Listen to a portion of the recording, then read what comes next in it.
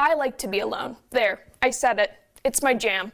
I love to sit by myself each and every single day and not have to deal with anyone else.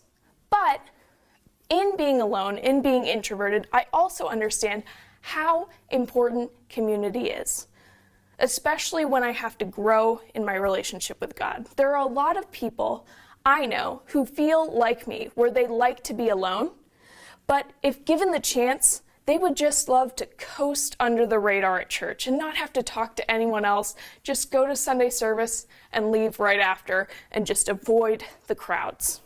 However, following Jesus isn't meant to be something that we do alone. Nowadays, being a Christian can be summed up as just going to church on Sundays. You think, I've been around other people and worshiped with them. Shouldn't that be enough? But community is so much more than that. Community is meant for us to enter into relationships with other people, to love them, and you can't do those things if you only see people once a week on Sundays. Now that you understand the importance of this spiritual practice, you're probably curious how to go about engaging in community. For starters, it's really easy. You've already got a community in your family. I'm serious. Choose to spend your time as a family centered around God, where you can have meaningful conversations, where you can worship together, read scripture together, pray together. Make God the center of your family life, the center of your relationship with your students. Your family is a community, and it's where community should start. Notice how I said start. That's because community shouldn't and doesn't end with that. Can you imagine if you only hung out with your family? That would be pretty weird. And as parents and mentors, you guys can commit to an adult small group where you hang out with people your own age, not just your kids, and you're able to engage in vulnerable and deep and meaningful conversations. And for your kids, make sure that they have their own spiritual community.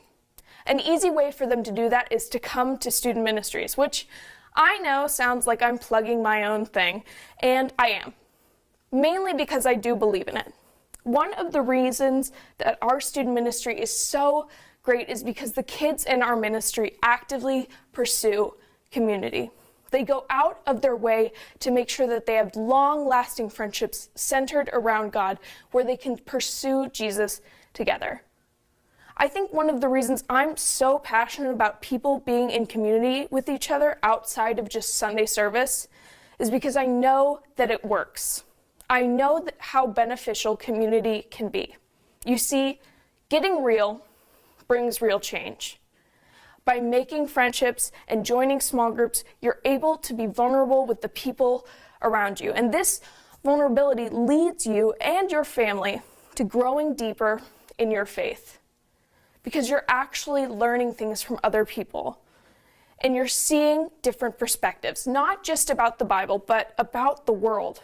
And I think a lot of parents really want their kids to be engaged in some sort of ministry. They want them to go to church. They want them to be in a spiritual community. But kids don't know the value of Christian community if they're not seeing it exemplified by you guys.